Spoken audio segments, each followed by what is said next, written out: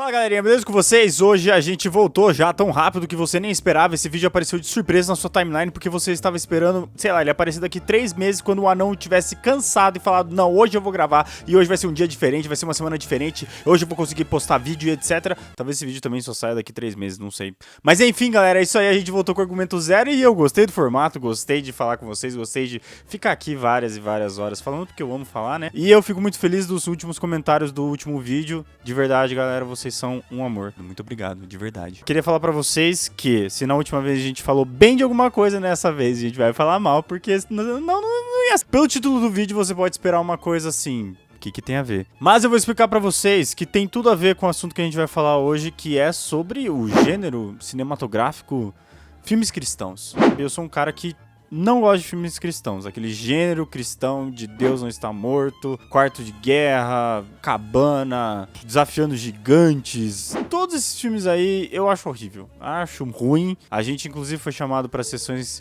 exclusivas e pré-estreias, onde a gente saiu falando mal do filme. Foi bem corajoso até da nossa parte. Mas a gente não começou a chamado, inclusive. Mas assim, eu vim nesse vídeo, na verdade, explicar o porquê que eu acho que o gênero cristão ele é maltratado nesse aspecto. Eu vou pegar algumas referências históricas e algumas coisas pra poder corroborar meu ponto, porque eu não tô falando isso porque veio da cabeça do anão. Não.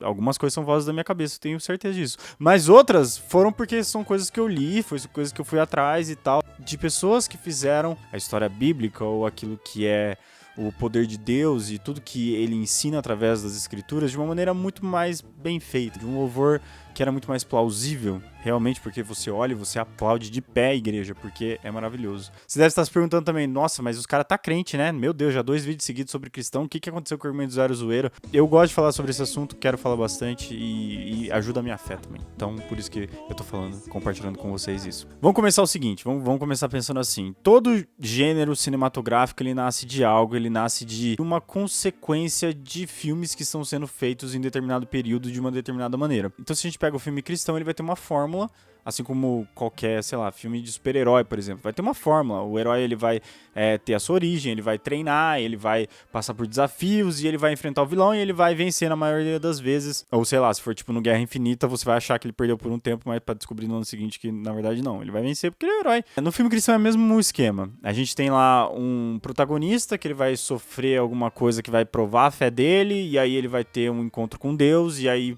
tudo vai dar certo e ele vai receber isso de volta porque ele encontrou Deus de uma verdadeira maneira. Então isso faz uma fórmula do filme. E isso vem sendo contado há muito tempo. Muito tempo. Tipo, desde os anos 90, os filmes de exploitation, assim, cristão, vem com esse formato de folheto de livro de testemunho de Jeová. É isso que vende, isso que toca as pessoas, aparentemente, e é o que as produtoras vão fazer. O próprio Deus Não Está Morto, tipo, teve uma produção de, sei lá, nem 11 milhões, nem 10 milhões, acho que menos, bem menos do que isso, e rendeu quase 150 milhões. Quando a gente pensa naquilo que é a forma como a gente trata a arte cristã, não tem como a gente fazer isso sem ter umas referências antes. Seja o Schaffer falando lá que não tem como um autor tirar aquilo que é sua índole espiritual de dentro de uma arte, porque isso meio que tá dentro dele, ele vai expressar isso na sua arte. E a gente vai ter também o Huckmacher, que, nossa, se ele visse, acho que os filmes cristãos de hoje em dia, ele ia, sei lá, se revirar do túmulo, tá ligado? Então são nesses caras mais ou menos que eu baseio meus pensamentos do que seria uma boa representação dessa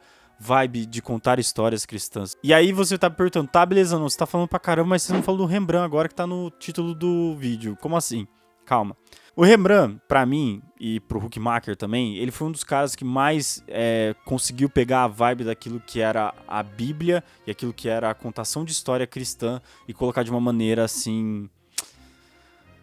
Não tem nem palavras pra dizer como é que o Rembrandt fazia. Ele fazia de uma maneira como se fosse louvor mesmo. Ele pegava aquilo que tava na Bíblia e ele muitas vezes se colocava dentro dos quadros, ele colocava aquilo que era a representação do que ele percebia com verdade dentro das histórias da Bíblia, e ele tratava isso da maneira como Cristo tratava suas histórias. Eram ensinamentos através da arte, através da pintura. E eu queria pegar aqui 3 quadros que eu acho que eles embasam o ponto que eu quero dizer que o Rembrandt fazia e que o filme do gênero cristão ele não vai fazer. Pô, não, mas você tá comparando pintura com cinema? O que tem a ver? Cara, procura aí no YouTube. pintura e cinema. Vai ter 1000 vídeos, tem um curso da USP que vai aparecer no seu Instagram aí de propaganda, curso grátis, tá ligado? Pintura e cinema. Se inscreve e faz, é de graça. O primeiro quadro que eu queria falar do Rembrandt é da lamentação de Jeremias enquanto Jerusalém está sendo destruída. Porque, pra quem não sabe, Jeremias ele foi um profeta e ele, na Bíblia, falava pra galera, ele ficou vários livros falando, inclusive, falando pra galera se arrepender, voltar pra Deus, porque senão Jerusalém ia ser destruída, Israel ia ser destruída, e o povo tava cagando pra aquilo que ele tava falando. Então, num dos quadros, Rembrandt ele pega essa parte da Bíblia e ele desenha tudo aquilo que é a lamentação de Jeremias, tipo, no seu âmago, no seu interior, ali no seu profundo, que ele fala: putz, eu avisei tanto esse povo, eu falei tanto, e mesmo assim Jerusalém tá sendo destruída, por que eles não me ouviram? E tipo, é uma cena assim pesada, você vê o pesar dele e você fica com esse mesmo sentimento, porque Jeremias ele tá apoiado sobre a Bíblia, ele tá tipo com os pés descalços, ele tá na caverna dele e ele tá tipo sofrendo muito porque Jerusalém tá sendo destruída, e ele tá ao mesmo tempo meio que querendo desistir de tudo. Você vê na face dele essa vontade de largar tudo, entendeu? Então, é uma representação muito genuína daquilo que acontece na Bíblia, de uma decepção com Deus de verdade. Agora, se a gente põe no contraponto aquilo que, por exemplo, é o Deus Não Está Morto 3, que é uma decepção do pastor em relação a Deus, e tipo, por que essa perseguição? Por que não sei o que? Tipo, eu avisei, não sei o que. Cara, é uma coisa tão fake. E não é por uma questão de produção, não é por uma questão de ator, mas é por uma questão de gênero, de colocar ali essa coisa mal feita, entendeu? Mal trabalhada, que pega só a superfície daquilo que é uma verdadeira interação com a tristeza e a dor de estar decepcionado com Deus. Os caras, eles apelam pra vários efeitos, assim, tipo, músicas tristes no fundo, a trilha musical ela vai aumentar de maneira absurda, a atuação vai ser muito espalhafatosa e não sei o que. Cara, pega essa pintura e vê como é contido, mas ao mesmo tempo é tão poderoso. É isso que nesse quadro Rembrandt ele vai dar atenção, é pra dor que Jeremias tá sentindo, não é pra, sei lá, a igreja queimando lá no fundo.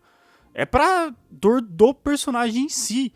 E, cara, isso pesa muito mais e fala muito mais com quem tá vendo do que fazer todo esse show ou esse fireworks aí, esses fogos de artifício, como a gente tem nesse tipo de filme. E veja que produções menores dá pra fazer isso. Então, talvez essa parte do foco seja o questionamento aqui dentro desse quadro. E dentro daquilo que é a comparação. O foco em si de filmes cristãos, muitas vezes ele tá no espetáculo daquilo que é o embate, daquilo que é a dor, daquilo que é o, sei lá, toda a história em si. Ah, não, mas aí você não vai prender a atenção do espectador se tiver um filme chato, não sei o quê. Cara, eu tô falando sobre você louvar a Deus com a sua arte. Eu não tô falando pra você agradar aquele que tá vendo o seu filme. Eu tô falando pra você louvar a Deus com ele. E quem for tocado por isso, glória a Deus. Primeiro ponto feito, ok. Agora o segundo ponto é que a gente tem, por exemplo, quando o Rembrandt ele vai fazer a representação do sacrifício de Isaac. Quando Deus vai lá e pede para Abraão, depois de ter prometido para ele filhos, Sara não podia ter filhos, ele falou, não, você vai ter um filho com a sua mulher e, tipo, sua descendência vai ser igual às estrelas do céu e não sei o que e tal. E aí Deus, ele vai lá e dá Isaac, tipo, com Abraão tendo, sei lá, quase 100 anos, acho que mais até. Depois de um tempo, Deus, ele pede para Abraão sacrificar Isaac. Mas enfim, a gente tem esse rolê representado em uma pintura do Rembrandt. Só que a gente não vai ter um Isaac de boinhas, deitadinho, amarradinho, falando, não, pai, pode me matar aí, eu tô de boa aqui, não sei o quê. Não, a gente vai ter um Isaac se debatendo, Abraão, tipo, segurando ele com a faca levantada em uma cena que chega a ser amedrontadora, tá ligado? É uma cena de terror, assim, praticamente. Essa força e esse poder da imagem de não deixar nada suave, ele mostra a realidade desse conflito dos dois, então ele vai se debater, ele vai chorar, ele vai espernear, isso tá tudo representado ali no quadro.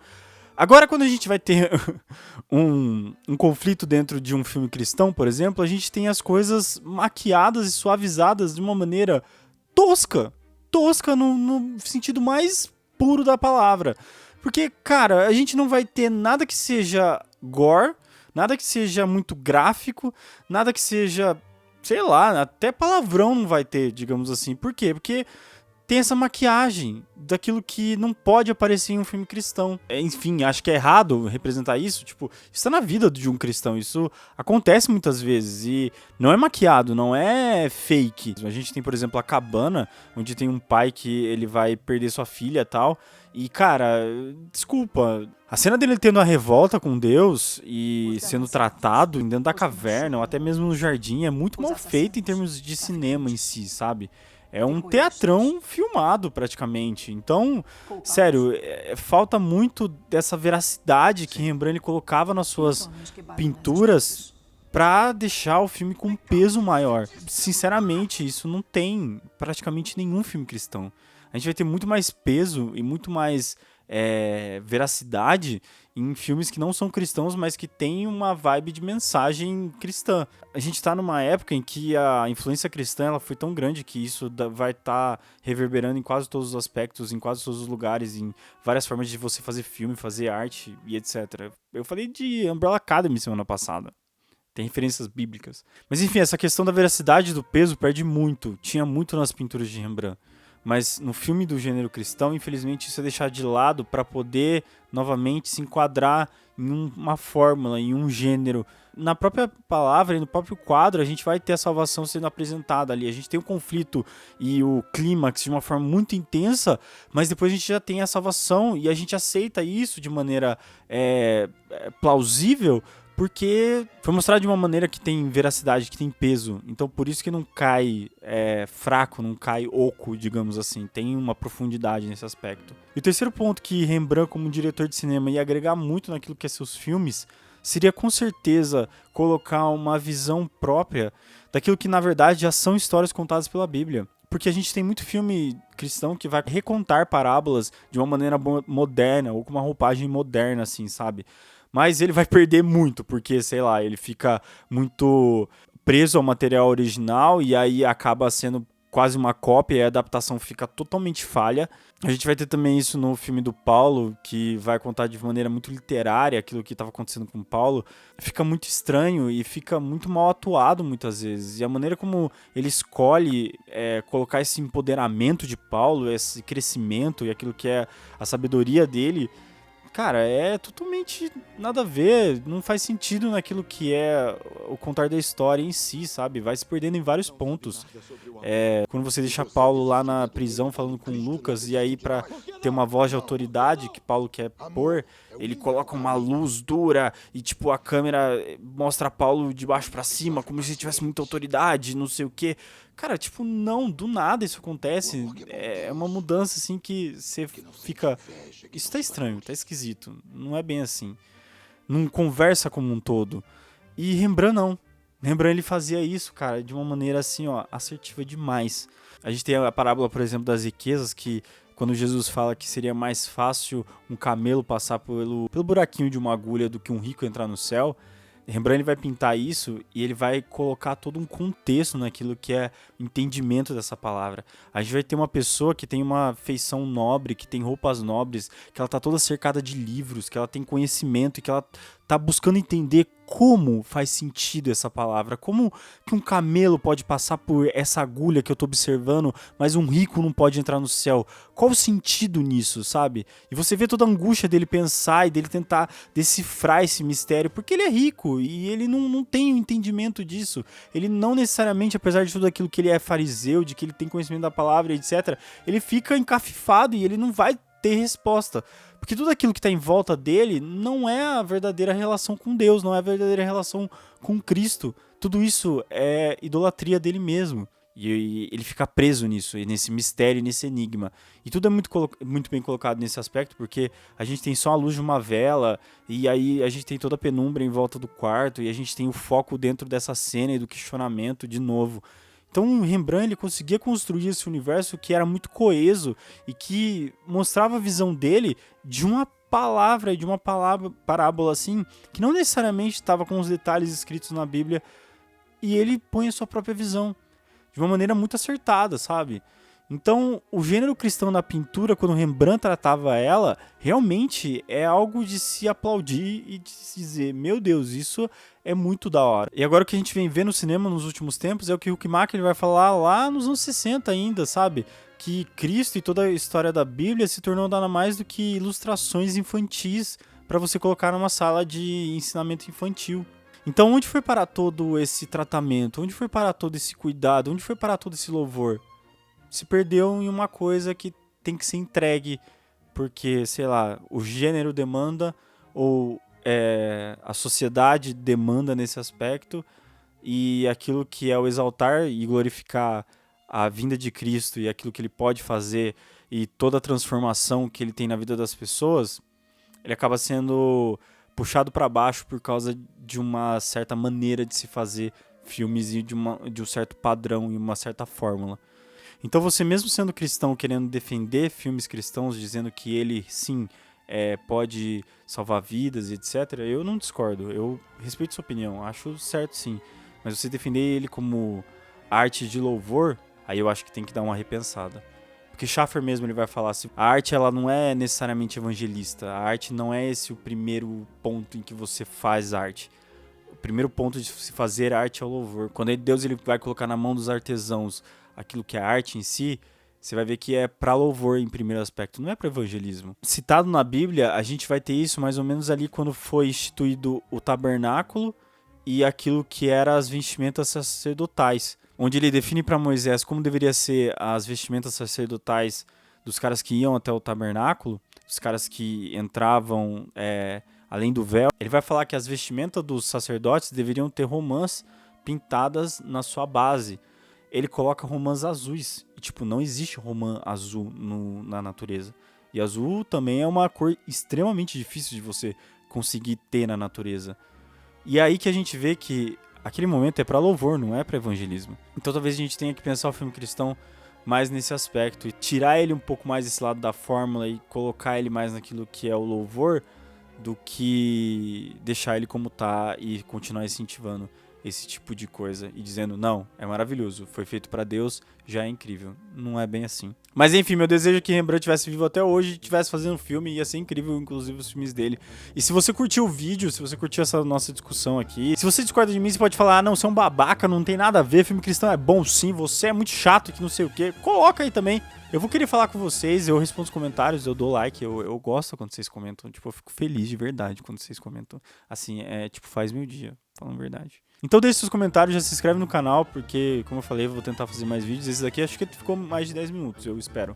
E trazer mais essas discussões aqui. Primeiro, se você tem sugestão também, deixa aí no nosso canal. Não esquece de seguir a gente no Instagram, Argumento Zero. Ouvir nosso podcast Cabeça Grávida, que a gente tá em todas as plataformas possíveis.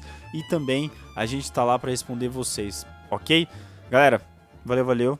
É nóis. Fique bem. Deus abençoe.